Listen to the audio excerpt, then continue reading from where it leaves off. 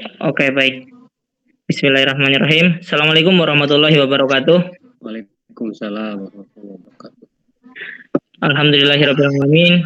Wassalatu wassalamu ala asrofil anbiya wal mursalin wa ala alihi wa sahbihi ajmain. Nunu Hamidjaya, selamat pada malam hari ini dan kepada teman-teman semua, tentunya saya banggakan dengan sahabat Indonesia semuanya. Pertama-tama kita panjatkan puja dan puji syukur kehadirat Allah Subhanahu wa taala yang mana Allah telah melimpahkan rahmat kepada kita sehingga kita dapat berdiskusi pada malam hari ini terkait dengan tokoh dan pemikirannya Suwiryo atau yang dengan SM atau Sekar Majimarujan Kartosuwiryo. Nah, dua selawat serta salam semoga tetap tercurahkan kepada beliau junjungan kita Nabi Agung Muhammad Shallallahu Alaihi Wasallam yang kita nantikan syafaatnya di yaumil qiyamah. Amin ya rabbal alamin. Baik teman-teman, perlu kita ketahui bersama bahwa malam hari ini pembahasan kita adalah Sekar Majimarujan Kartosuwiryo yang mana beliau dikenal dengan pemberontakannya yaitu DITII. Sebetulnya beliau juga bapak yang berjuang juga pada era pergerakan nasional di mana juga berkarib dengan Soekarno. Nanti kita akan lihat videonya terkait dengan hal ini. Maksudnya adalah persahabatan antara Soekarno dan Kartosuwiryo. Dan pada malam hari ini alhamdulillah sudah gabung bersama yang mana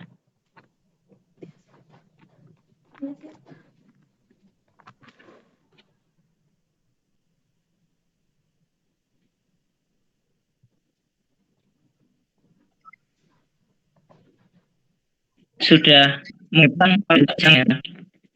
Nah, akan saya bacakan dulu CV dari Bapak Nunu Hamidjaya. Beliau merupakan penulis dan juga sejarawan publik. Umur beliau 54 dengan 7 cucu, lahir di Cianjur.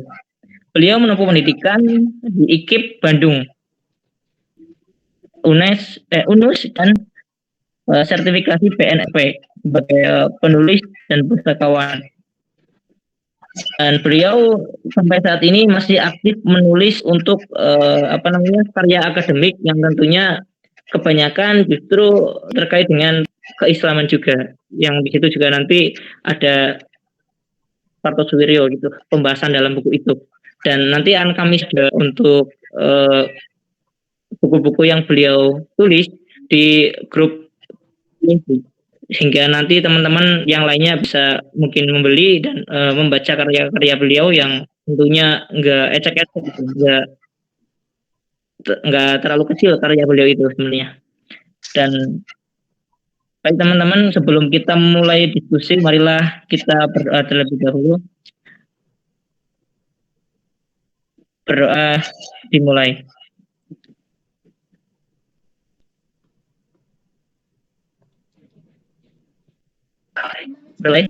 Alhamdulillah, semoga dengan doa yang kita panjatkan, acara pada malam hari ini berjalan dengan lancar, tiada halangan suatu apapun. Dan untuk diskusi yang akan dipantik oleh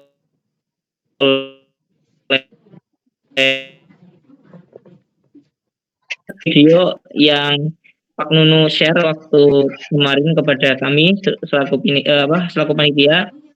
Untuk itu tonton terlebih dahulu videonya. Silakan kepada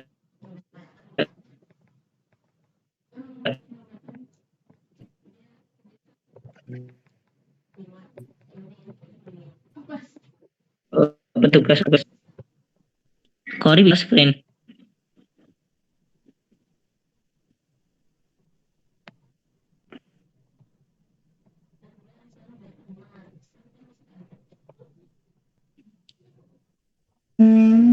Kori bisa screen.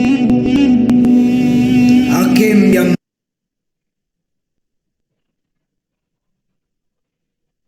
mulia, kami hanya tidak mau tunduk pada kesepakatan itu. Jikapun tunduk, mestilah darah saya, darah kami tebusannya.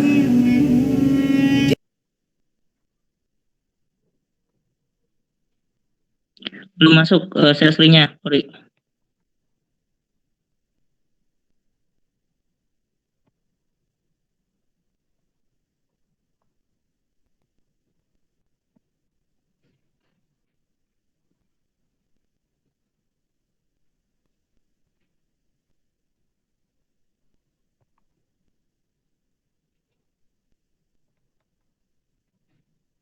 Ya, sudah masuk kali, sudah masuk.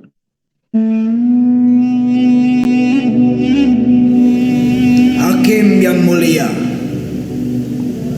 saya Tapi suaranya nggak ada kali. hanya tidak mau tunduk. Mungkin di ini, apa namanya, unmute.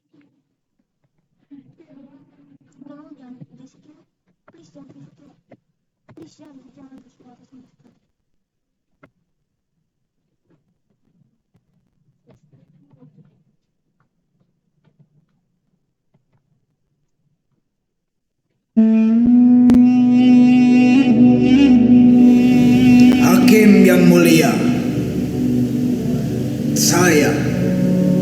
kami hanya tidak mau tunduk pada kesepakatan itu. Jikapun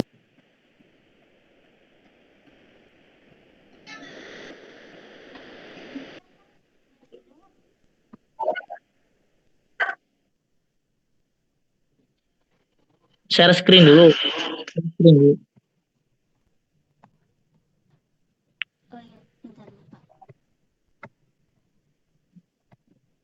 Ya, tadi cuma suaranya.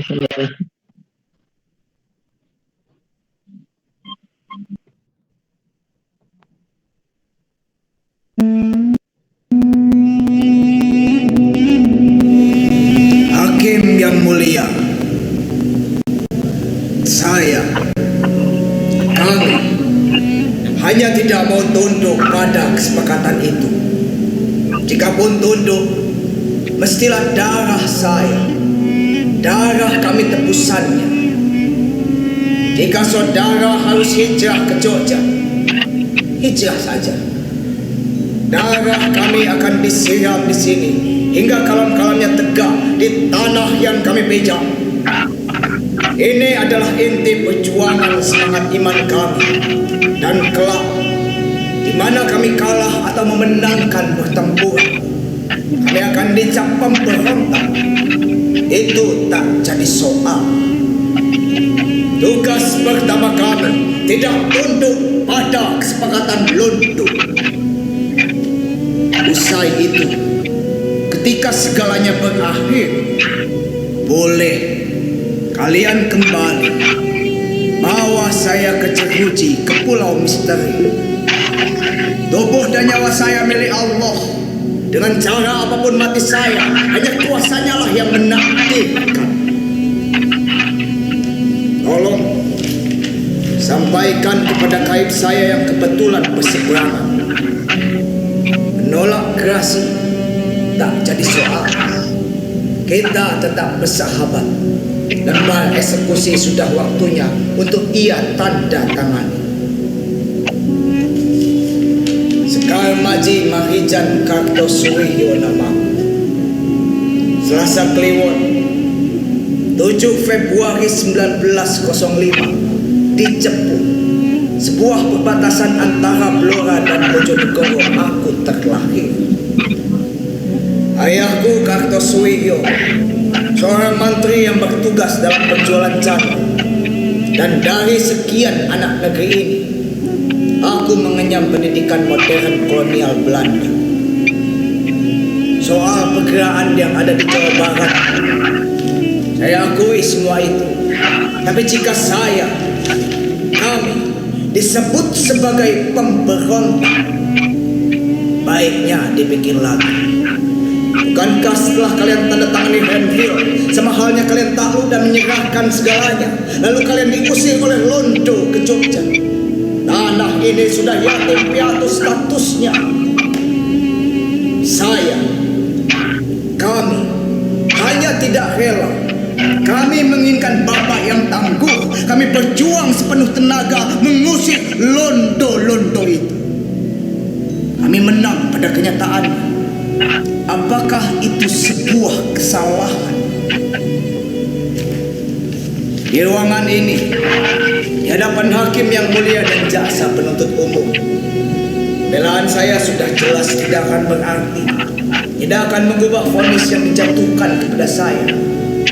Saya terima dengan senang hati.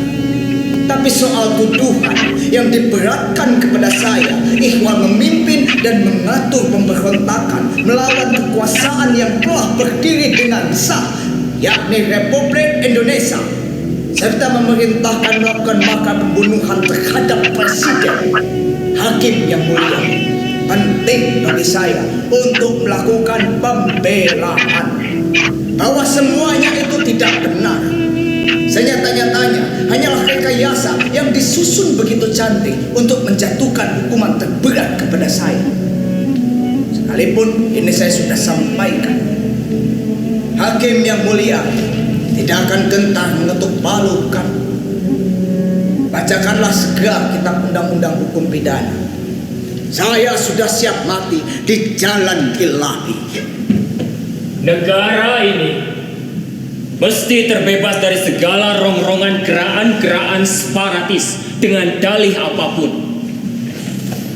Bangsa ini tidak berdiri lantaran satu kultur, agama, dan suku. Tidak ada alasan lain yang bisa diterima oleh akal sehat selain menjunjung tinggi nilai nasionalisme yang termaktub di dalam 5 dasar negara ini, Pancasila. Duhai karibku yang baik, sungguh elok ucapanmu, tetapi penghambaanku bukan kepada produk hukum manusia yang mudah dimanipulasi oleh kepentingan politik barat. Di balik itu semua, betapa besarnya kekuatan komunis yang mendorong semangat nasionalis karibku. Mereka hanya berkepentingan menenggelamkan ideologi syar'i yang aku cita-citakan. Tetapi seandainya kami hancur atas izin Allah, betapa besarnya kekuatan komunis itu akan kembali memukul pundakmu, karibku. Maka aku tentukan jalan hidupku, meski pada akhirnya kita akan bertemu dalam pertempuran penuh darah di antara keyakinanmu dan keyakinanku. Jika kamu masih bersikukuh dengan jalanmu, kita telah memegang nasib sendiri-sendiri. Segala kebijakan dan keputusan telah ada di tanganku. Aku bertindak demi kepentingan rakyat atas semua golongan, demi keutuhan negara kesatuan Republik Indonesia. Maka tidak ada tempat sejengkal pun bagi setiap tindakan makar di tanah air ini. Insya Allah, lakukan apa kehendakmu, karibku. Soekarno adalah karibku. Sejak 1918 kami bekerja bahu-membahu bersama Pak Cokro Aminoto demi kejayaan tanah air. Tahun 1920-an di Bandung kami tinggal bersama, makan bersama, dan bermimpi bersama-sama. Ketika dia bergerak dengan landasan kebangsaan, aku berjuang semata-mata menurut azas agama Islam. Sejak itulah kami mulai berseberangan. Gerakan yang dimotori Kartosuwiryo adalah gerakan-gerakan pemberontakan TI yang membawa agama ideologi sebagai dasar adalah sesuatu yang melenceng. Terlebih berfalsafah mendirikan negara Islam Indonesia. Gerakan ini harus secepatnya dihentikan. Kusno Sosrodihardjo nama lahir, Soekarno nama lainku. Kamis 6 Juni 1901 di Blitar tempat lahir. Kartosuwiryo adalah kawan baik. Kami mulai berseberangan ketika dia berjuang menurut asas agama Islam dan telah memproklamirkan Negara Islam Indonesia 7 Agustus 1949 di Tasikmalaya. Aku, Presiden Republik Indonesia, adalah Muslim, pemeluk teguh agama Islam, dan Gusti Allah adalah Tuhan. dan memerangi pemikiran-pemikiran kawan baikku tidak berarti memusuhi agamaku. Aku perintahkan, tangkap kawan baikku itu. Karibku yang baik, kamu menang. Tetapi aku tidak merasa kalah. Keyakinanku ini akan aku pertanggungjawabkan penuh di hadapan Penciptaku. Tentaramu telah berhasil menangkap kami. Kami tersenyum. Insya Allah, bawa dan adililah kami. 4 Juni 1962 kami ditangkap. Satu kompi Batalion Kujang 2 Siliwangi berhasil menangkap kami di Gunung Sangkar dan Gunung Keper. Apa yang bisa disesalkan dalam kehidupan ini? Selain menyaksikan kawan sendiri mesti mati, dan kita tak bisa berbuat apa-apa. Begitulah yang aku alami saat ini. 16 Agustus 1962, kawanku, sampai pada waktu putusan eksekusi mati pengadilan Mahkamah Militer. Dengan pandangan Negara Kesatuan Republik Indonesia ke depan, gerasi kawanku harus kutolak. Tidaklah mesti ia tahu betapa air mata ini berkali-kali jatuh untuk menandatangani tolakan gerasi. Menandatangani hukuman mati bukanlah pekerjaan yang memberikanku kesenangan. Tetapi sesungguh pun demikian, seorang pemimpin harus bertindak tanpa memikirkan betapapun pahitnya kenyataan yang harus ia hadapi. Kawanku mesti mati karena sebaris tinta dalam kertas ini.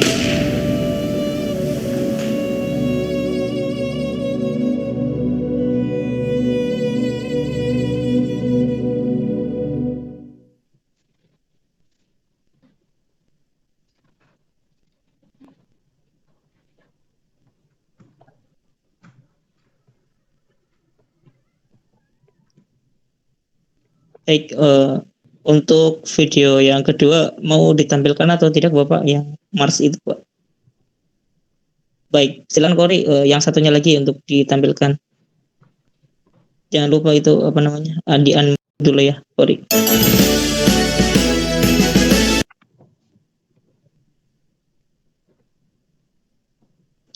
Sebentar teman-teman, ini kawan kita sedang mencari video yang tadi yang sudah di-share.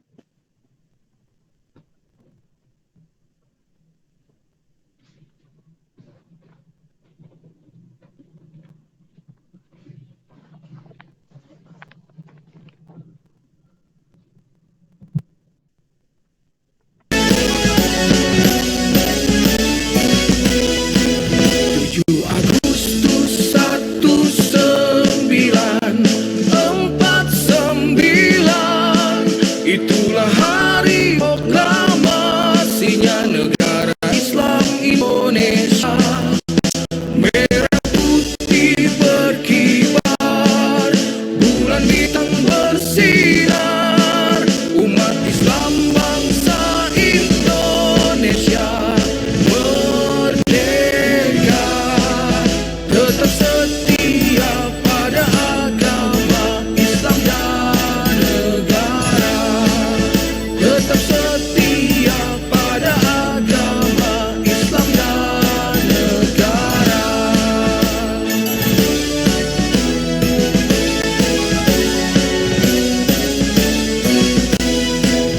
7 Agustus 1949, itulah hari proklamasinya negara Islam Indonesia.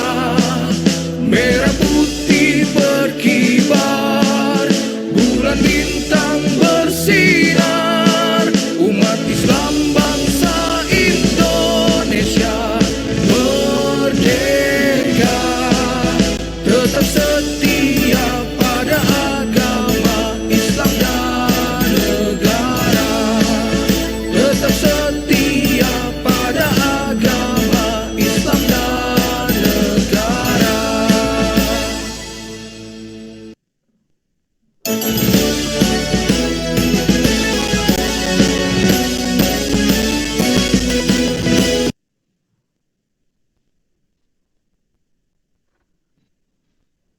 Baik,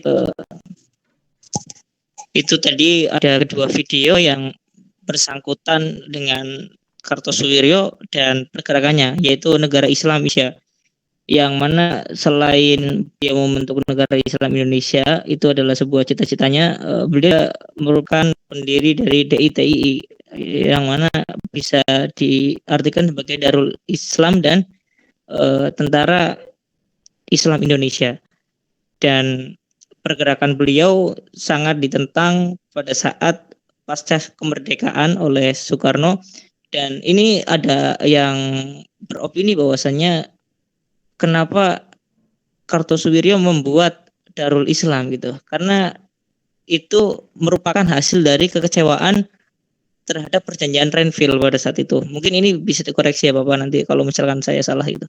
Dan untuk yang lainnya mari kita simak lebih lengkapnya dari pemantik kita Pak Nunu Hamijaya. Kepada beliau dipersilahkan. Mohon maaf Pak, itu di unmute dulu Pak.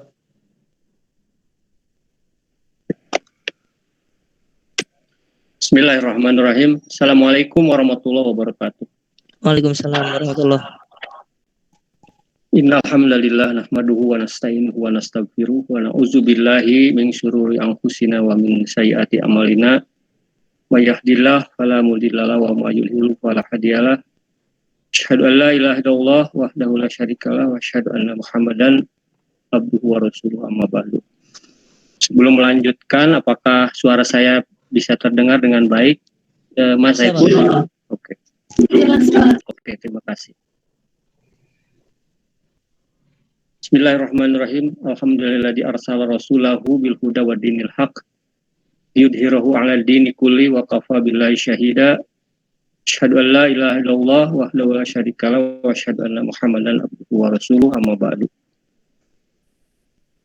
Pertama-tama marilah kita panjatkan puji syukur kehadirat Allah Subhanahu wa taala. Pada malam hari ini kita mendapatkan irodahnya bisa bertemu dalam majelis ilmu melalui acara dari Pinisi yang beberapa hari yang lalu mengundang saya untuk menjadi pemantik di dalam sesi mengenai Kartosuwiryo. Saya bersedia hadir di dalam forum ini karena yang mengundang adalah sebuah institusi akademik ya, dan diundang oleh para mahasiswa jurusan Sejarah Peradaban Islam UIN Syahid. Jadi saya bisa menyampaikan sesuatu yang berkenaan dengan topik ini secara akademik pula, sehingga nanti bisa mendapatkan satu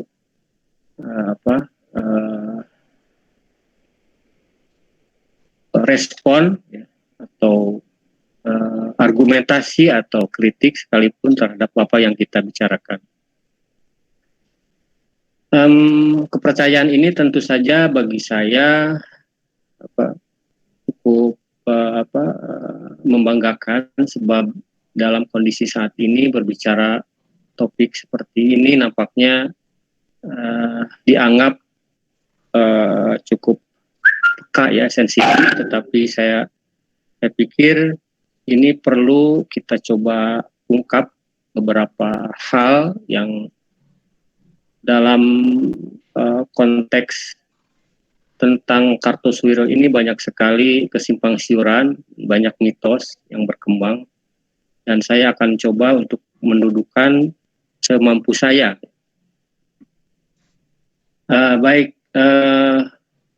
Untuk membahas Kartosuwiryo ini secara tidak langsung saya sudah menerbitkan atau menulis ya 3 buku ya, sebetulnya 4 buku ya, yang saya sebut sebagai tetralogi Islam bernegara. Yang pertama saya tulis adalah buku berjudul Titik Nol Kehendak Berpemerintahan Sendiri Z. Bestur 1916. Yang kedua adalah buku, kebetulan bukunya tidak ada di saya, Yang ada buku kedua ini adalah 7 kata. Di dalam 7 kata ini banyak juga dibahas mengenai bagaimana kiprah atau peran dari Kartosuwiryo. Jadi nanti kalau peserta Google Meet ini bisa membaca lebih lanjut tentang apa yang saya sampaikan di dalam kesempatan ini. Buku yang ketiga adalah buku yang berjudul Antara Cisayong dan Bangka, Revolusi Islam Bernegara di Indonesia tahun 1945-1949. Ini banyak membahas tentang pergerakan negara Islam Indonesia yang berhadapan dengan Belanda, berhadapan dengan Swiss, berhadapan dengan negara Kesatuan Republik Indonesia. Dan yang terakhir ini masih dalam proses PO ya, pre-order. Ini judulnya Satu Negeri Tiga Proklamasi.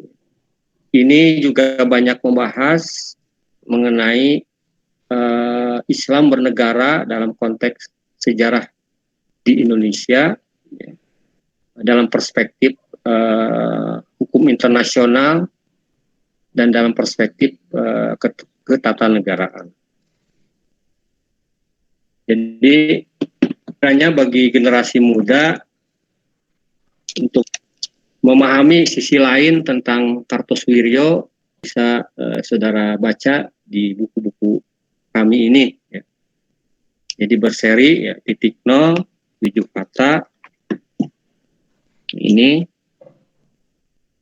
dan ini buku yang terakhir. Baik, saudara. Sebelum masuk ke sesi, saya ingin sedikit mengapresiasi dari apa yang tadi ditayangkan, bahwa drama tadi adalah sebuah karya yang mendapatkan apresiasi terbaik pendidikan dan kebudayaan. Itu dibuat oleh seorang dosen di Tasikmalaya. Ya. Walaupun dalam beberapa informasi sejarah nanti akan saya coba komentari ya, kebenaran sejarah, tetapi sebetulnya tidak demikian ya. Sudah disampaikan.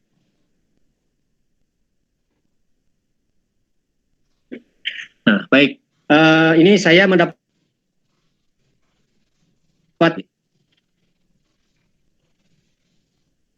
masih ada waktu. Masih, Bapak.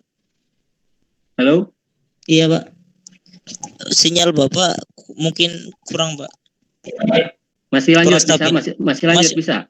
Masih, Pak. Masih. Baik.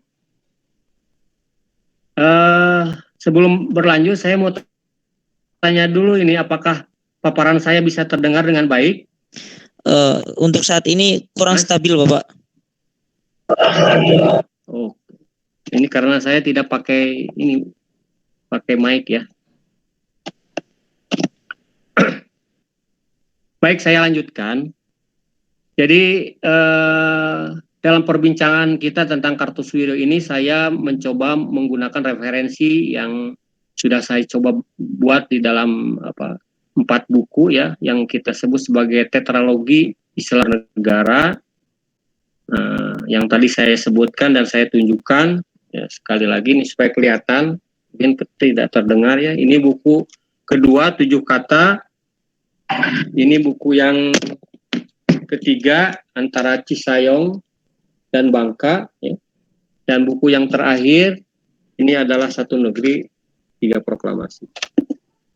Baik, saya akan mencoba melihat tentang sosok Kartosuwiryo ini dari 2 perspektif. Pertama dari perspektif pribadi ya. Tetapi saya akan coba menyampaikan sesuatu yang baru ya. Di dalam buku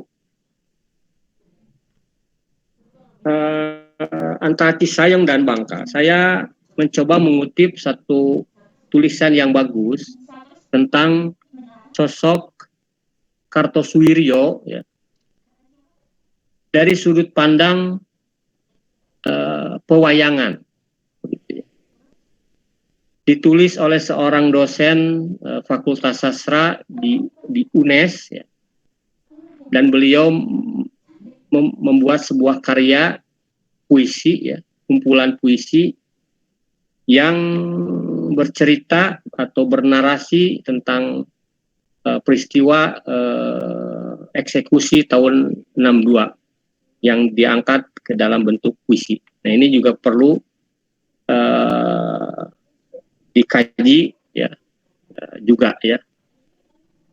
Nah, sosok dari Kartosuwiryo ini digambarkan oleh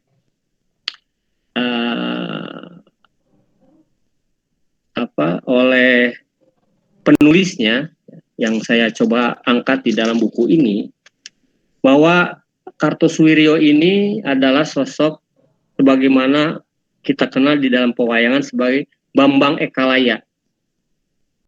Nah, ini clue Bambang Ekalaya ini silakan saudara-saudara kaji di dalam dunia pewayangan ya, bagaimana itu posisi Bambang Ekalaya. Tapi sedikit saya gambarkan bahwa Bambang Ekalaya ini adalah tokoh pewayangan yang memiliki kemampuan hebat di dalam hal memanah.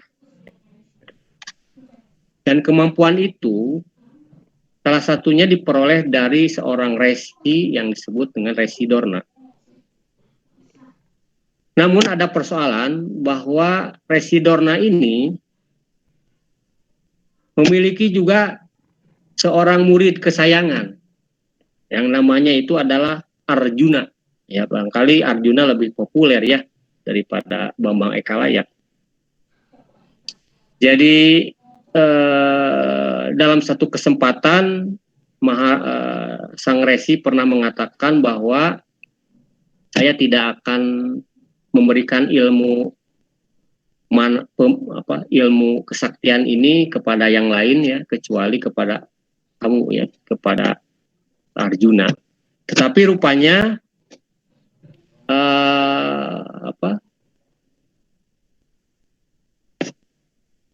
hal ini Bambang Ekalaya ini ternyata mampu belajar begitu ya, belajar tanpa diketahui oleh sang guru Dorna ini. Nah, dalam satu kesempatan ya, Arjuna ini rupanya terpikat dengan salah seorang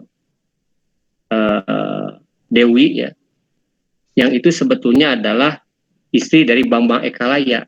Nah, ceritanya Arjuna ini mau melakukan hal yang tercela dan istri Bambang Ekalaya ini lari dan melaporkan kepada suaminya, dalam hal ini Bambang Ekalaya. Nah, dengan kasus ini maka terjadilah pertempuran ya antara Bambang Ekalaya dan Arjuna.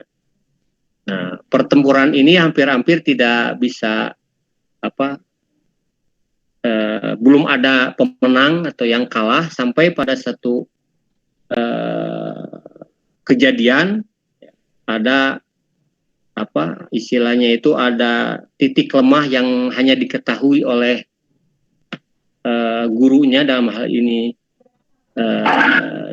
Resi Dorna, sehingga Bambang Ekalaya pada akhirnya kalah. Bagaimana cerita sebenarnya nanti dibaca saja ini ya, buku dari antara Cisayong dan Bangka. Nah, ini supaya kita juga agak sedikit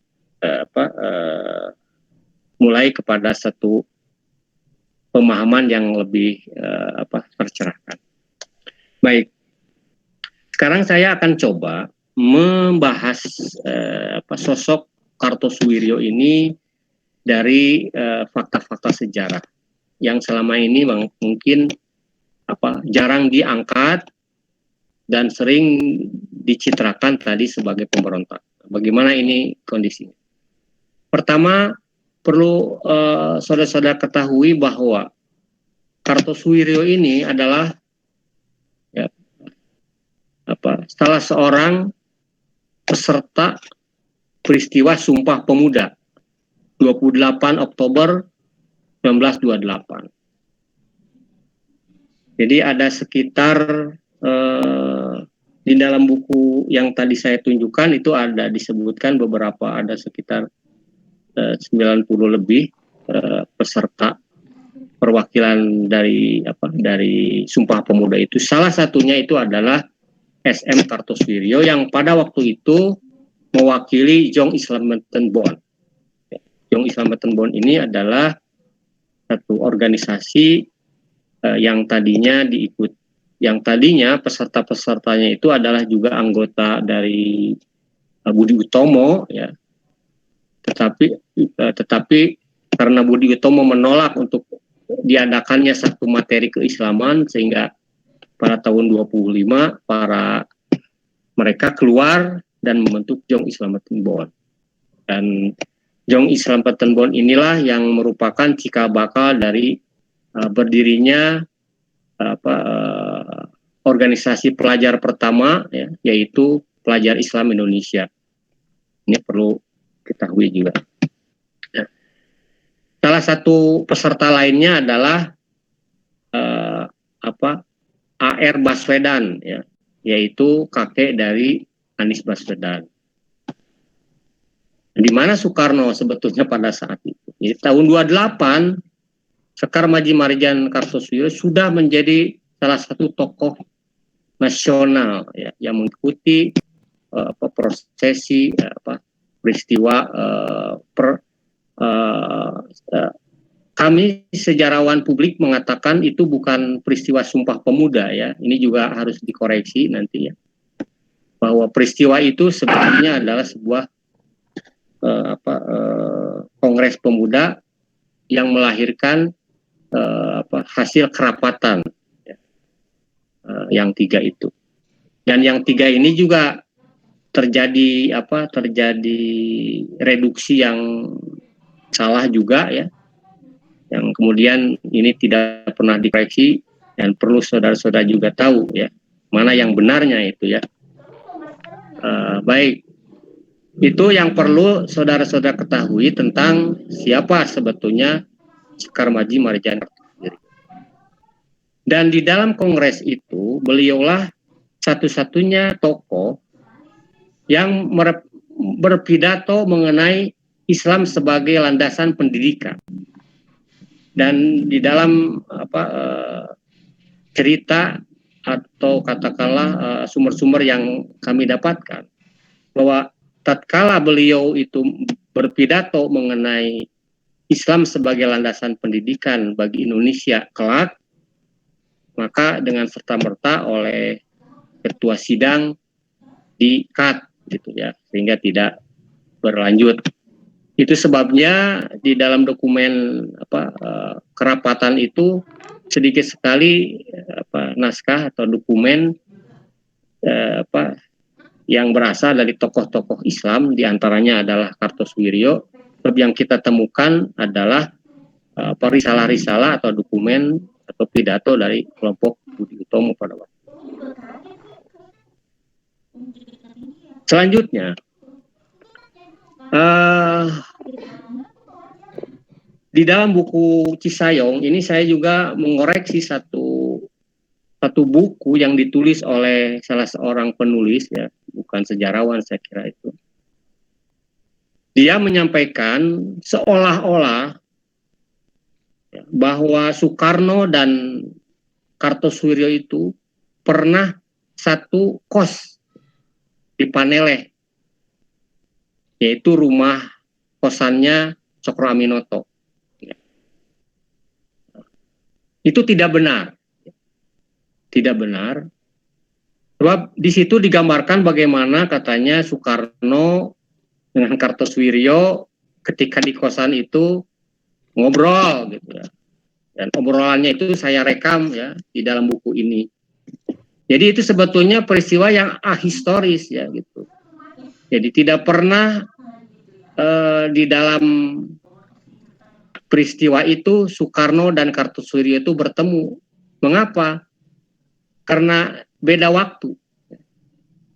Jadi Soekarno menjadi muridnya muridnya Cokro Aminoto dalam pengertian tinggal di Paneleh itu tahun 1918.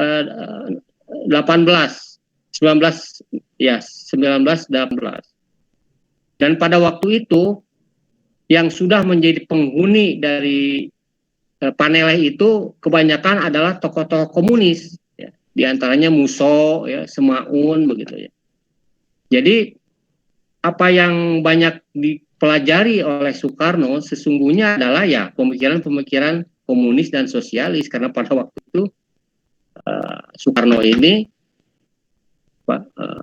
istilahnya itu sekos ya dengan Musso, dengan Semaun yang sudah lebih dahulu banyak mendapatkan pemahaman komunis sosialis dari Snepliet pada waktu itu. Nah, sementara itu Kartosuwiryo tinggal di Paneleh itu tahun 27. Jadi dan tidak lama ya. Jadi tidak benar Soekarno dengan Kartosuwiryo itu berkawan karib gitu ya. Kapan ketemunya tahun itu? Nah, sangat mungkin bertemunya itu adalah di Bandung ya. Nah, di Bandung ketika tahun-tahun 27, 28, 29. Karena tahun 27 Soekarno mendirikan PNI. Tahun 27 Soekarno mendirikan PNI dan tahun 30 Soekarno mengalami peristiwa salah satu peristiwa pengadilan di Bandung. Jadi kalau disebutkan karib, kapan tidak pernah bertemu ya, tidak pernah berdiskusi ya.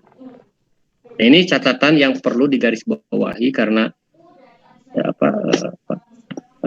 berkembang informasi yang simpang siur. Selanjutnya ini saya menyampaikan hal yang clue yang penting saja. Selanjutnya perlu kita ketahui bahwa gagasan mengenai negara Islam Indonesia yang diproklamasikan oleh SM Kartosuwiryo bukan gagasan yang begitu tiba-tiba muncul. Ya. Tetapi ini merupakan satu milestone yang sudah digagas sejak awal, terutama oleh Cokro Aminoto. Ya. Itulah sebabnya kami menulis sebuah buku pertama disebutnya Titik Nol Kehendak Berpemerintahan Sendiri. Jadi tahun 1916 di Bandung sekitar bulan Juni tanggal 17 sampai dengan 24 Juni itu terjadi satu peristiwa fenomenal, yaitu peristiwa pertama adalah pidato Cokro Aminoto di alun-alun kota Bandung. Nah, peristiwa ini pernah saya sondingkan kepada wakil wali kota dan wali kota Bandung yang sekarang sudah almarhum. Beliau sendiri juga tidak tahu ya, tapi saya beritahu bahwa di alun-alun ini pernah terjadi peristiwa itu, yang dihadiri oleh ribuan pribumi Muslim dari berbagai pulau ya untuk hadir mendengarkan sebuah pidato Cokro Aminoto yang kalau kita coba simpulkan di dalam pidato ini membawa gagasan tentang kehendak berpemerintahan sendiri yang disebut dengan Zepesur. Zepesur inilah sesungguhnya yang menjadi landasan atau embrional dari kehendak berpemerintahan Islam. Itu lama itu 1916. Pada waktu itu Soekarno masih sekolah, masih di Paneleh ya. Sementara Kartosuwiryo masih sekolah juga. Nah, selanjutnya perlu juga saudara-saudara ini generasi muda ketahui bahwa blueprint dari pemerintahan Islam yang kemudian nanti mewujud menjadi negara Islam Indonesia itu sesungguhnya sudah disusun oleh Cokro Aminoto pada tahun 29 dan di dalam dokumennya itu ditulis itu tahun 31 di Bogor ya, di Botenzau di Bogor. Apa dokumen itu? Disebutnya adalah Program Ajas dan Tandim PSII, Partai Syarikat Islam Indonesia. Dokumennya masih ada ya. Masih ada dan bisa dibeli begitu ya, bebas. Nah, yang penting di situ disebutkan begini. Ini saya sudah coba membuat semacam nah, di dalam pidato Cokro Aminoto itu, Cokro Aminoto mengatakan begini. Di dalam pidato tahun 1916 nih, ya, sebelum tadi ke program aja. Kita cinta bangsa sendiri. Dengan kekuatan ajaran agama kita, agama Islam, kita berusaha untuk mempersatukan seluruh bangsa kita atau sebagian besar dari bangsa kita. Nah, jadi tahun 1916 itu Pak Cokro sudah mengatakan bahwa bangsa ini hanya akan bisa bersatu dengan Islam. Dan itu beliau rumuskan ya. Kemudian tahun 31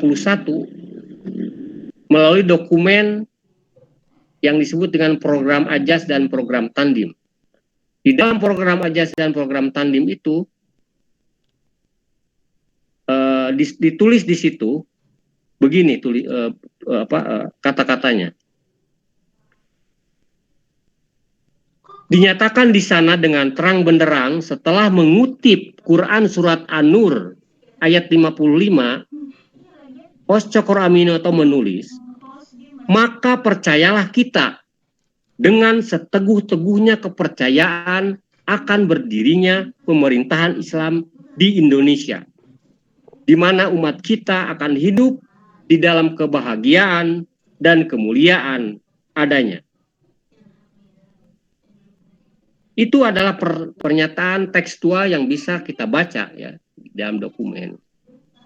Jadi sebetulnya kalau membaca sejarah ini yang memiliki pencetus penggagas dari pemerintahan Islam di Indonesia ini adalah Pos Cokro Aminoto ya, yang di dalam film disebut guru bangsa itu.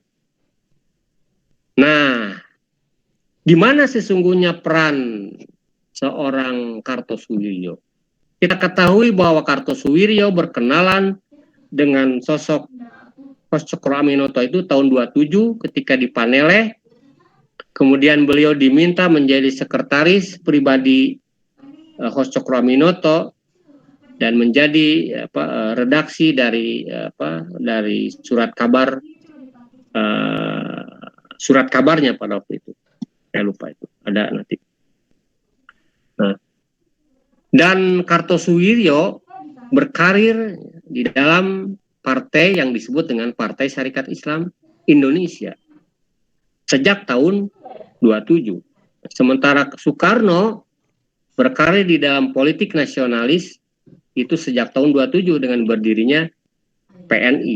Nah, PNI ini sesungguhnya adalah kelanjutan dari Indische Partij yang didirikan tahun 12 di Bandung juga oleh 3 serangkai ya, diantaranya Does Dekker, Tomankusumo dan Suwardi Suryaningrat atau Ki Hajar Dewantoro. Itu adalah peletak dasar nasionalisme Indonesia atau Partai Nasional Indonesia. Nah, melalui PSI inilah apa yang menjadi keputusan dari Majelis Tahkim PSII. Jadi program Ajas dan program Tandim itu kemudian diputuskan oleh sebuah majelis tahkim, ya. Jadi bukan oleh pribadinya Cokro Aminoto. Nah, kemudian dilanjutkan oleh para pimpinannya, termasuk pada waktu itu tahun 36 itu adalah oleh Abi Kusno Cokrosuyoso. Abi Kusno ini adalah adik kandung dari Mas Cokro Aminoto, karena pada tahun 34 Mas Cokro Aminoto sudah wafat. Nah, melalui majelis tahkim di PSI inilah tahun 36 terbit sebuah brosur hijrah. Nah, di dalam brosur hijrah itu dijelaskan oleh Kartosuwiryo sebagai Vice President, jadi bukan sebagai pribadi, ya, sebagai Vice President, bahwa hijrah ini adalah pintu masuk bagi berdirinya sebuah daulah Islam. Itu tahun 36. Nah, apa yang bisa kita simpulkan dari sini, bahwa konsep negara Islam itu bukan sebuah konsep yang tiba-tiba, ya. Tetapi setidak-tidaknya kalau kita baca sejarah itu dari 1916. Itu sebabnya saya mengatakan bahwa milestone dari gagasan pemerintahan Islam di Indonesia itu yaitu dari 1916, itu dari NATICO, National Congress, oleh Cokro Aminoto, dan dilanjutkan melalui PSII tahun 36. Nah, tahun 36 ini terjadilah satu peristiwa di mana PSII pecah, ya, karena yang satu tidak bisa menerima keputusan untuk melanjutkan sikap hijrah, dan yang satu tetap melanjutkan sikap hijrah.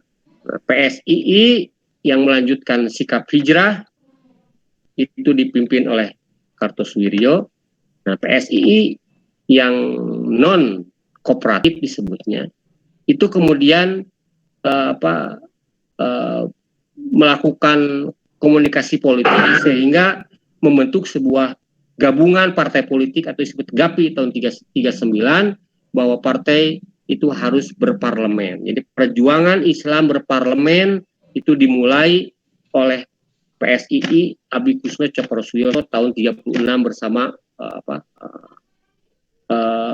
Muhammad Tamrin. Ya, di jalannya banyak bicara.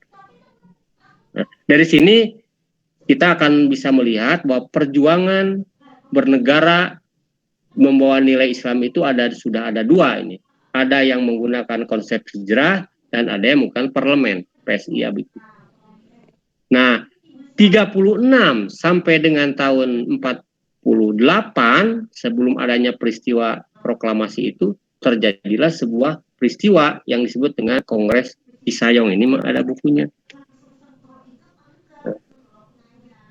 Nah, buku ini ingin menggarisbawahi tentang peran Kartosuwiryo, bahwa sebetulnya yang punya hajat niat untuk mendirikan sebuah negara Islam Indonesia bukan pribadi Kartosuwiryo, tetapi adalah sebuah kongres ulama Priangan khususnya. Di dalam rangka apa? Di dalam rangka menghadapi peristiwa Renville tadi disebutkan. Jadi kalau disebutkan bahwa berdirinya NI itu adalah sebuah kekecewaan, itu sangat pribadi. Jadi kita berbicara ini harus ilmiah, harus berdasarkan kepada sumber-sumber otentik dalam perspektif bernegara. Nah, jadi 3 hal tentu yang ingin saya garis bawahi. Pertama, gagasan negara Islam Indonesia itu adalah pertama kali dirintis titik nolnya oleh Cokro Aminoto. Ya, melalui peristiwa NATICO dan pidato Zeb Bestur. Dan dilanjutkan blueprint dari konsep itu di dalam apa yang disebut sebagai program Ajas dan program Tandim. Jadi kalau saudara ingin memahami bagaimana konstruksi berpikir bernegara, ya, umat Islam bangsa Indonesia saat itu, bacalah program Ajas, program Tandim. Nah, itu blueprintnya tahun 30. Nah, kemudian berjalanlah seiring dengan waktu, maka muncullah kongres ini yang disebut dengan Kongres Cisayong Salah satu Kongres Cisayong ini menghasilkan 7 roadmap perjuangan umat Islam bangsa Indonesia. Satu diantaranya adalah mendirikan negara Islam Indonesia. Jadi mendirikan negara Islam Indonesia itu bukan kehendak pribadi seorang Kartosuwiryo, tetapi hasil konferensi, hasil keputusan. Nah, ini perlu digarisbawahi oleh kita semua. Nah, sejarah ini saya kira sekarang sudah bisa terang benderang dibuka. Persoalan bagaimana menerjemahkannya untuk hari ini itu persoalan lain. Saya sebagai sejarawan publik ingin menunjukkan sebuah fakta-fakta yang mungkin di dalam perspektif sejarah yang lain akan berbeda. Saya kira ini yang bisa saya hantarkan. Nah, ada satu masa tahun 45 sampai 49 atau 49 sampai 62, ya saudara sebaiknya bacalah buku-buku yang kami tulis supaya lebih referensial begitu ya, daripada mendengarkan. Baik, itu yang bisa saya sampaikan sebagai pengantar mengenai sosok Kartosuwiryo ini, untuk menghindari dari mitos-mitos ya bahwa beliau memiliki sebuah kehebatan, ya bisa jadi begitu ya. Tetapi kita ingin melihat dan mendudukannya di dalam kerangka konteks cita-cita bernegara Islam ya, yang selama ini mungkin dicoba dianggap sebagai sebuah radikalisme, sebagai sebuah pemberontakan. Nah, urusan ini juga nanti akan Anda dapat jawabannya di buku yang terakhir ini, buku 4, sebetulnya bagaimana posisinya begitu ya. Baik, Mas Saiful, mohon maaf apabila secara teknis mungkin komunikasinya agak terganggu. Saya tidak tahu ini apakah pembicaraan saya ini bisa terdengar jelas ya, mudah-mudahan seperti itu. Nanti kita lihat saja dari respon pendengar. Terima kasih sekali lagi buat Wassalamualaikum warahmatullahi wabarakatuh. Waalaikumsalam warahmatullahi wabarakatuh.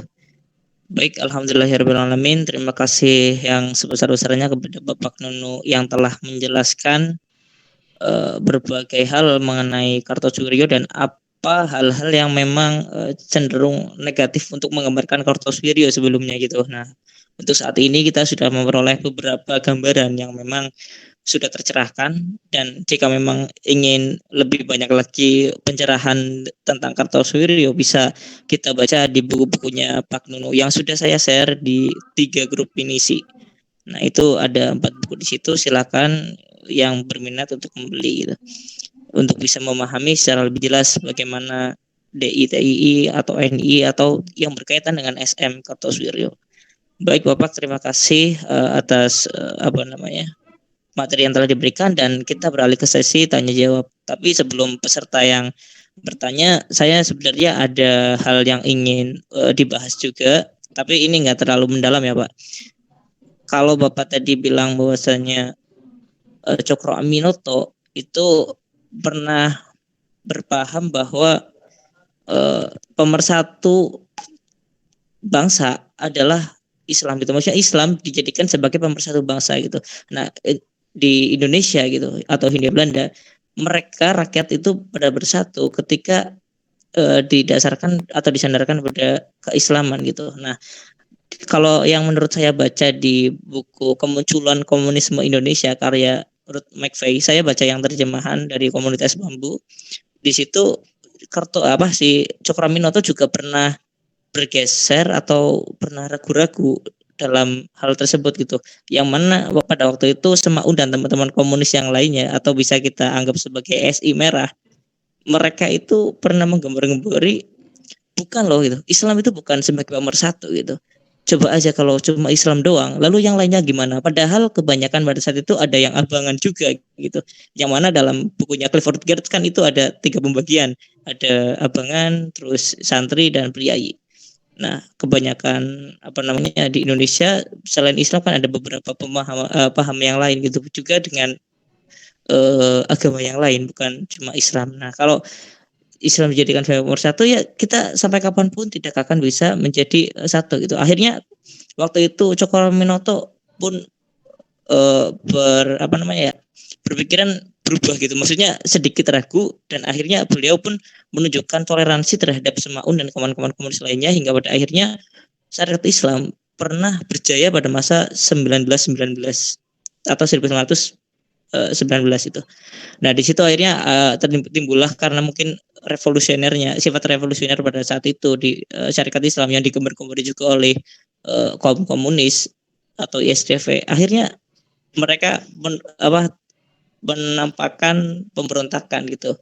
Walaupun tidak berskala besar, tapi itu cukup membuat syarikat Islam menjadi down hingga pada tahun 1920 ke sini syarikat Islam menjadi turun pamornya daripada komunis dan syarikat rakyatnya atau SR atau syarikat merahnya.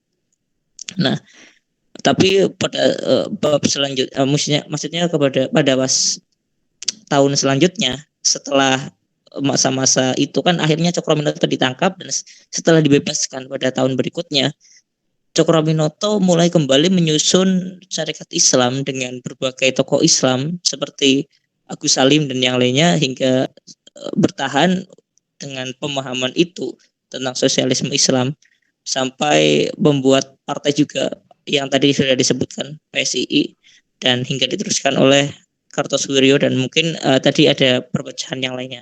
Itu sih yang ingin saya tambahkan Pak mungkin Pak. Dan mungkin dari Bapak ada tambahan lagi atau tidak? Kalau tidak kita berlanjut ke tanya jawab Pak. Oke, baik. Baik teman-teman, apakah dari teman-teman pengisi di sini ada yang ingin bertanya? Silakan kami beri sesi untuk bertanya, sesi tanya jawab ini. Silakan ya bagi yang ingin bertanya. Untuk di unmute ya.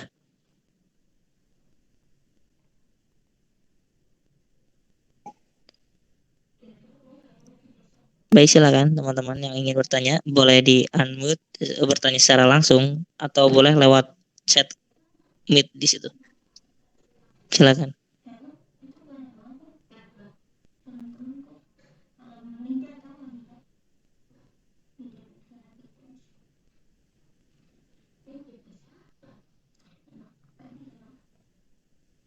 Mungkin sambil menunggu teman-teman yang lain yang ingin bertanya, saya terlebih dahulu ingin menanyakan Pak terkait Suryo itu. Suryo itu kan seorang tokoh yang ikut membangun masa pergerakan nasional atau ikut mewarnai di situ seperti yang tadi sudah dijelaskan dan juga dianggap miring ke sini gitu karena beliau dianggap sebagai pemberontak gitu. Nah, kalau bisa kita lihat Kartosuwiryo itu sebenarnya berguru kepada siapa gitu Pak? Apakah beliau itu banyak dipengaruhi oleh salah satu guru misalnya Cokroaminoto atau mungkin beliau juga mendapat guru yang lain di daerah yang lain gitu Pak? Mohon jawabannya Pak. Baik, terima kasih Mas Saiful. Kalau kita baca dokumen, jelas bahwa guru utama dari Kartosuwiryo itu adalah Cokroaminoto. Ya. Jadi tahun 27 itu beliau bertemu di Surabaya dan di dalam proses komunikasinya itu kemudian beliau menjadi sekretaris pribadi dan aktif di PSII bahkan sampai menjadi vice president. Jelas ya, gagasan berpikir, konstruksi berpikir Islamnya itu adalah dari Cokroaminoto. Jadi kalau disebut siapa murid ideologis Cokroaminoto itu adalah Kartosuwiryo. Dan beliau mewujudkannya di dalam konteks berpolitik melalui PSII dan berlanjutlah sampai kemudian memproklamasikan negara Islam Indonesia. Selain itu ada juga yang berpengaruh kepada beliau itu adalah mertua beliau sendiri, ya, Kiai Ardi Wisastra di Malangbong. Ya. Jadi pada waktu itu tahun 40-an ketika masa-masa Jepang akan masuk, ya, beliau hijrah ke Malangbong, dan di sana beliau kemudian mendapatkan jodoh ya, Ibu Dewi. Nah, Ibu Dewi ini adalah putra seorang tokoh PSII ya, Kiai Ardi Sastra. Dan dari beliaulah Pak Kartosuwiryo ini mendapatkan pemahaman keislamannya. Namun jauh sebelum itu sebetulnya Pak Karto ini pernah bersentuhan dengan pemikiran sosialis, ya, yaitu melalui pemikiran pamannya Marco. Nah, Marco ini adalah seorang tokoh sosialis awal ya, seangkatannya dengan Snepliet ya, yang dibuang ke Digul. Kan peristiwanya itu mengapa Pak Kartosuwiryo itu tidak berlanjut kuliahnya di kedokteran, karena kedapatan membaca buku-buku sosial komunisnya dari karya pamannya itu, Mas Marco itu, Mas Marco. Ya. Coba nanti dilihat di Google ya, Mas Marco ini. Dan tulisan-tulisan Pak Kartosuwiryo itu banyak dipengaruhi gayanya oleh gaya penulisannya pamannya ini, ya, pamannya ini. Cuman beruntung beliau tidak berlanjut, gitu ya. Ya, ini mendapatkan hidayah, itu tidak berlanjut. Karena segera beliau pada waktu itu hijrah ke Surabaya, ya, dan bertemulah dalam kondisi yang setelah dikeluarkan itu bertemulah dengan Mas Cokroaminoto, dan oleh Mas Cokroaminoto kemudian diajak gitu, dan kemudian beliau menjadi sekretaris pribadinya. Jadi itu yang bisa saya sampaikan informasinya mengenai Kartosuwiryo. Kartosuwiryo ini juga kalau dilihat dari keturunan itu keturunan strata sosialnya itu ya lebih tinggi dari Soekarno lah, karena Pak Karto ini punya darah ke Arya Jipang ya di sana. Itu yang bisa saya sampaikan mengenai dari mana pengaruh politik Islam Kartosuwiryo. Berbeda halnya dengan Soekarno. Sejak awal Soekarno tadi itu kan bersentuhan dengan tokoh-tokoh komunis, kemudian bersentuhan pula dengan tokoh-tokoh nasionalis seperti Taman Siswa ya, seperti hanya Ki Hajar Dewantoro, termasuk juga dengan Dos Dekker ya, seperti itu. Dan sehingga beliau mendirikan Partai Nasionalis Indonesia. Dan salah satu peristiwa yang menunjukkan perbedaan ideologi antara Mas Cokroaminoto dengan Soekarno itu adalah ketika dikembalikannya putrinya ya, Utari ya, kepada Cokroaminoto, karena memang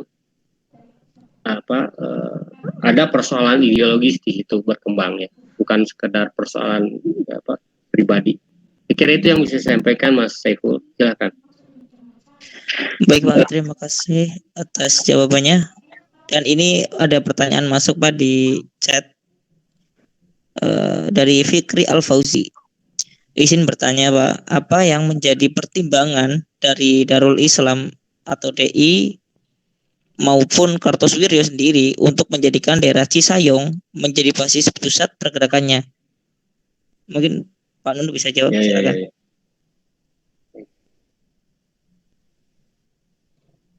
Terima kasih Mas Fikri. Ini pertanyaan yang bagus. Yang ini jawabannya sebetulnya ada di buku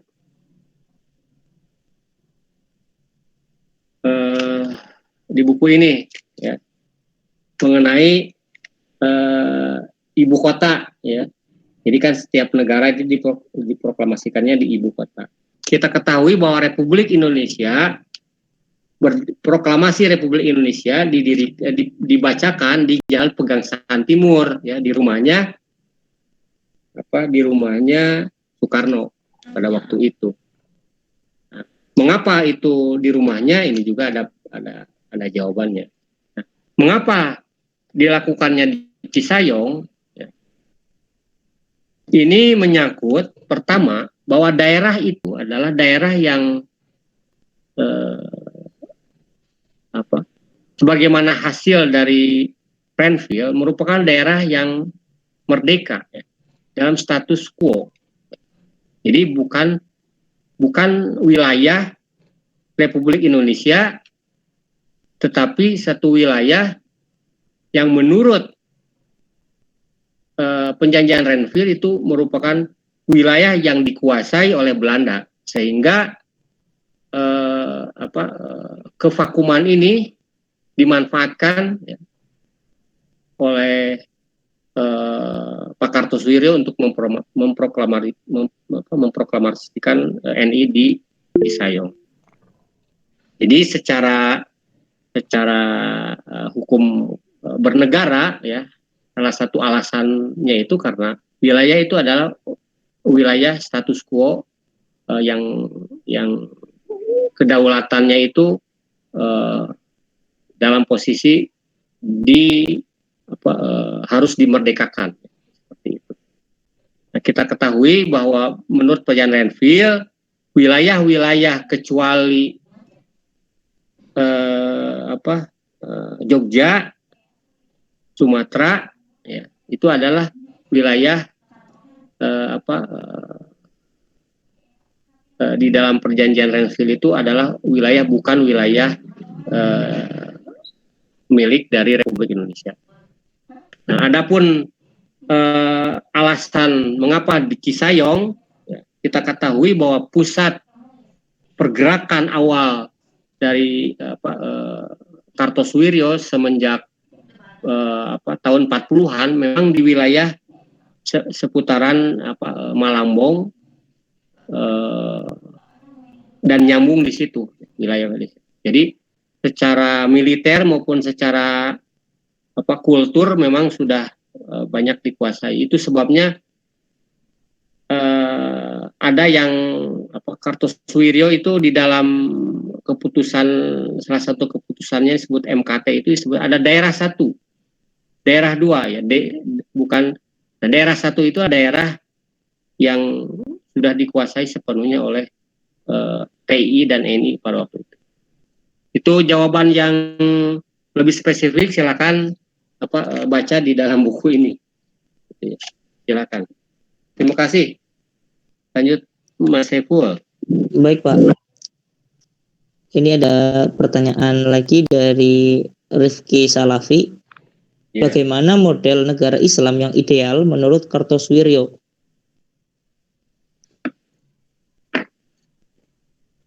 Baik.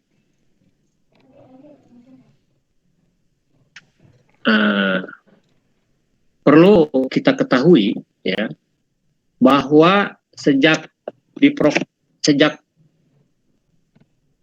proklamasi NI 7 Agustus, di dalam penjelasan teks itu disebutkan bahwa NI adalah negara dalam keadaan perang, ya. Sehingga sesungguhnya untuk menerapkan konsep negara Islam sebagaimana yang disebutkan di dalam Qonun Asasi itu belum bisa dilakukan. Jadi itu sebabnya di dalam konteks perjuangan Pak Kartosuwiryo sebagai Imam NI tahun 49 sampai 62, beliau itu menggunakan perangkat peraturan yang disebut, kalau saya sebut peraturan pemerintah pengganti undang-undang, ya, kalau sekarang disebut. Karena undang-undang dasar pada waktu itu atau Qonun Asasi pada waktu itu belum bisa dilakukan, sehingga Pak Imam pada waktu itu sekaligus juga sebagai panglima perang, Nah, Jadi kalau disebutkan konsep ideal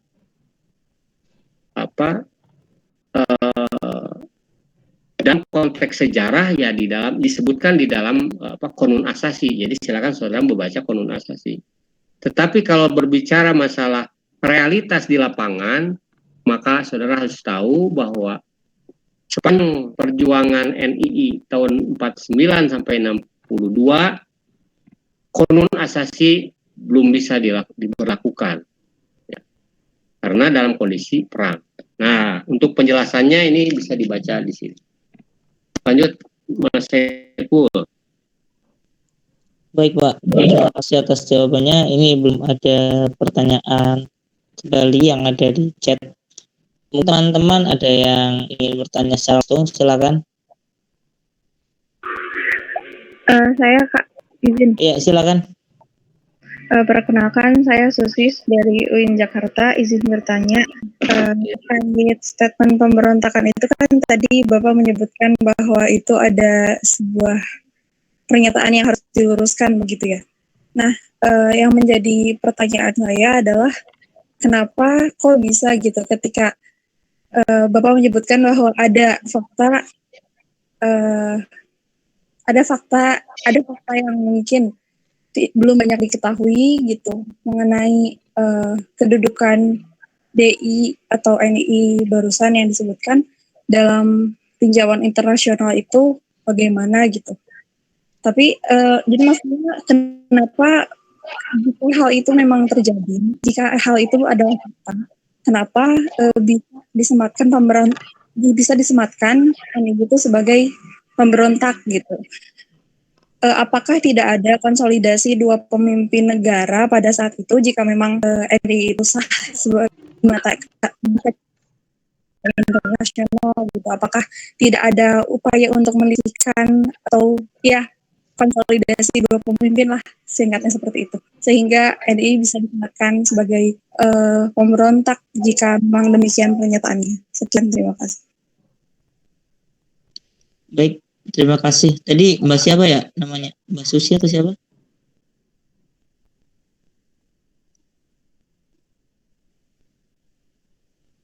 Oke, Susis. Susis. Iya. Oke, Susis. Pertanyaannya tadi udah bisa ditangkap Pak? Pertanyaannya apa belum? Ya, baik. Susis, jadi pertanyaan tadi itu sudah saya sampaikan. Coba baca buku yang nanti lengkapnya ini di buku ini ya. Nah, di buku ini kita akan mengetahui bagaimana sesungguhnya kedudukan dari NII ya dalam konteks internasional, dalam konteks bernegara begitu ya. Tapi yang perlu saya garis bawahi bahwa sebutan pemberontak ini sebetulnya adalah istilah yang digunakan menurut konvensi Jenewa tahun 49. Jadi tidak sembarangan untuk mengatakan ini pemberontak atau bukan pemberontak gitu ya.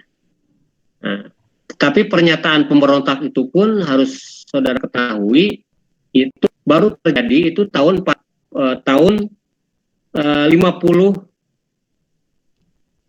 57-an. Jadi pada masa-masa awal tahun 49 sampai dengan tahun 56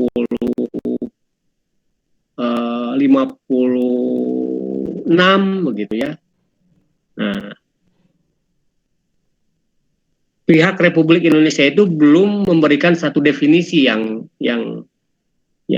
jelas ya, bahwa ini pemberontakan dan ini adalah musuh negara gitu ya. Karena apa? Karena di dalam prosesnya itu masih terjadi, tadi sebutkan ada dialog-dialog ya, pendekatan-pendekatan begitu ya.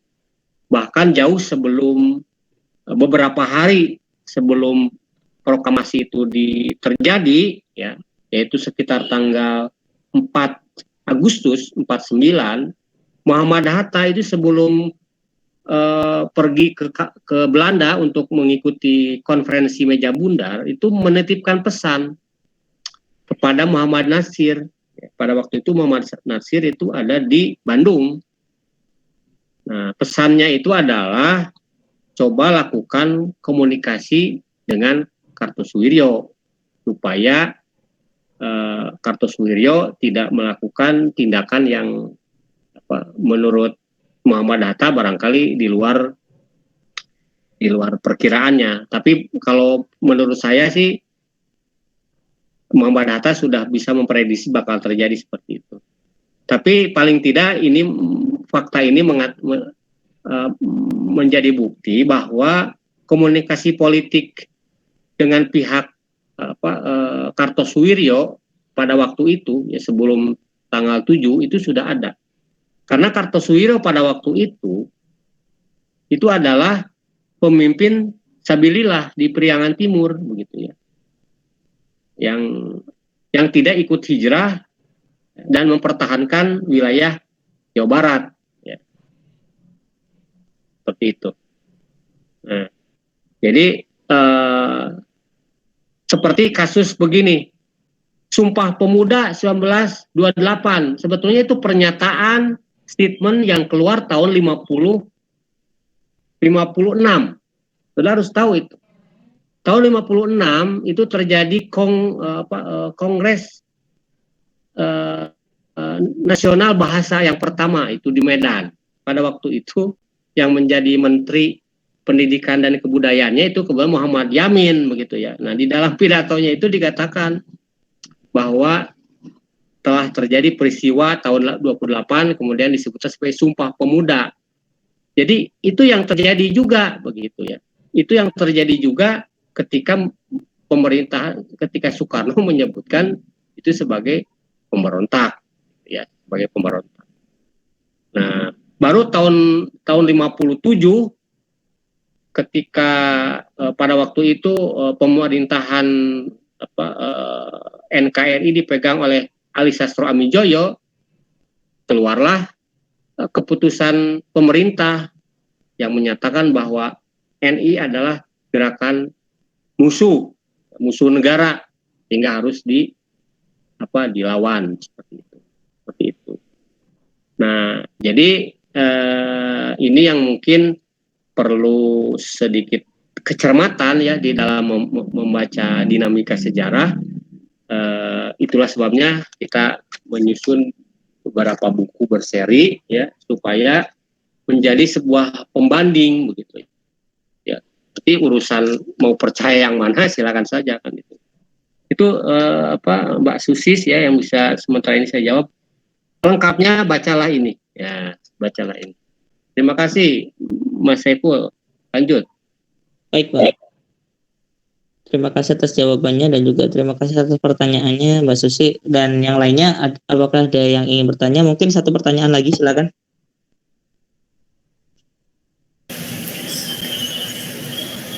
Saya mau bertanya, Kak. Ya, silakan Lela, tunjukkan identitas dan ini ya alamatnya ya. Ya, Assalamualaikum warahmatullahi wabarakatuh. Waalaikumsalam. Perkenalkan, nama saya Laila Humaida, saya dari IAIN Ponorogo. Baik, silakan. Saya tidak mengerti. Ya, tadi kan pada tahun 1936 terdapat Kongres PSII yang salah satu keputusannya adalah membuat negara Islam. Ketika sebuah partai PSII itu kan tentunya memiliki pengikut yang banyak dan jaringan yang luas.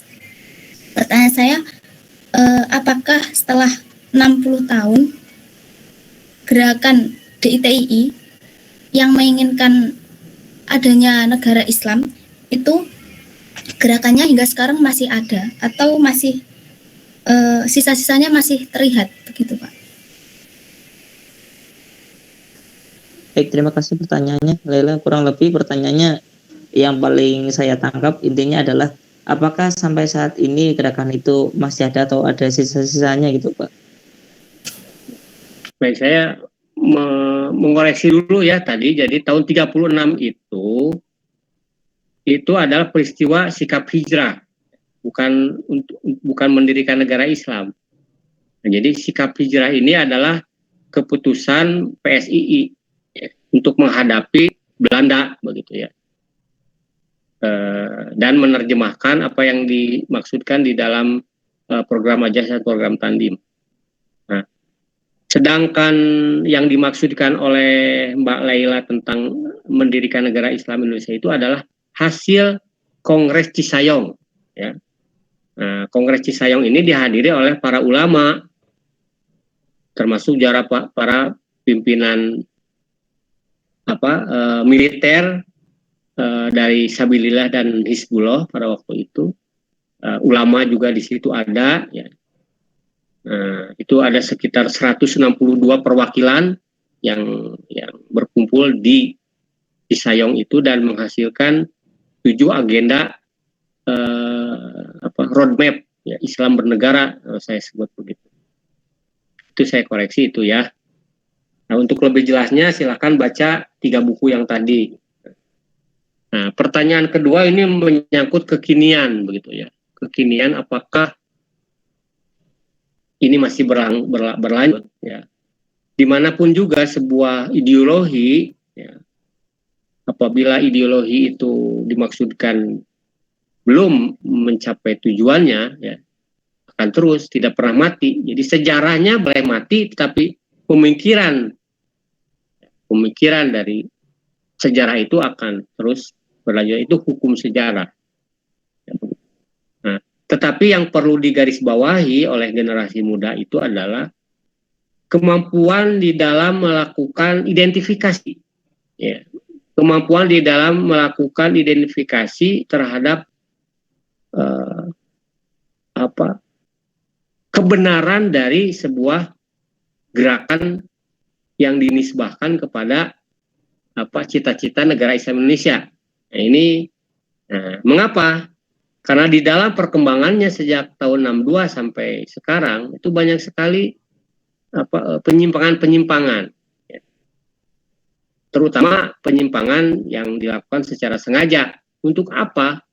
Untuk membangun sebuah citra buruk bahwa cita-cita bernegara Islam itu salah. Justru cita-cita bernegara Islam itu memiliki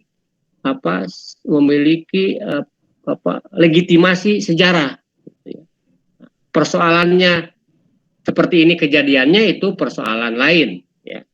Bahwa sekarang umpamanya yang NII tahun 62 kalah itu urusan lain ya. Tetapi bahwa cita-cita untuk tentang Islam bernegara itu adalah sah, ya. Sah secara konstitusional, sah juga secara syariah. Dan forum seperti ini sebetulnya, dan juga mengapa kami menulis ini, untuk menunjukkan hal itu. Jadi yang perlu digarisbawahi tadi, perlu ketelitian dan kecermatan, ya, pengkajian, ya, jangan sampai ya, terjadi istilahnya itu kekeliruan dan akan merugikan kita sendiri. Saya sedikit memberikan satu clue bahwa ada satu fenomena tahun 90-an, mungkin ada buku referensinya juga sudah banyak mengenai gerakan NII KW9 umpamanya. Nah, ini adalah salah satu bentuk dari hal yang harus betul-betul dikaji dan dicermati sebagai sebuah kekeliruan. Nah, ini juga harus dikaji oleh kita, terutama ini dari jurusan sejarah untuk menentukan sikap. Saya kira itu yang bisa dijawab. Terima kasih Mas Saiful. Baik, Pak. Terima kasih yang sebesar-besarnya kepada Bapak Nunu yang telah menjawab semua pertanyaan dari peserta maupun dari saya. Dan untuk sesi berikutnya mungkin kami pindah dari sesi tanya jawab ke sesi foto bersama sebelum kita akhiri tentunya. Dan kepada teman-teman peserta silakan untuk menyalakan kameranya supaya kita bisa terlihat eksis di kamera screenshot nanti. Silakan kepada petugas untuk ini screenshot. Kasih kode ya.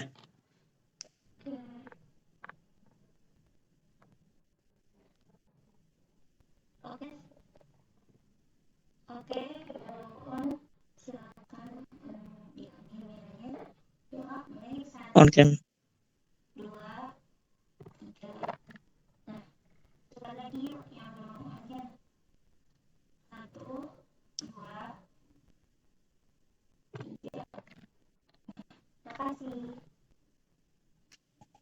Baik teman-teman, terima kasih yang sebesar-besarnya saya ucapkan sekali lagi kepada Pak Nunu dan juga semua peserta yang menyempatkan hadir pada malam hari ini, dan itu ada link daftar hadir. Silakan peserta untuk mengisi daftar hadir tersebut, dan sebagai balasannya nanti kami akan kirim sertifikat kepada peserta dan juga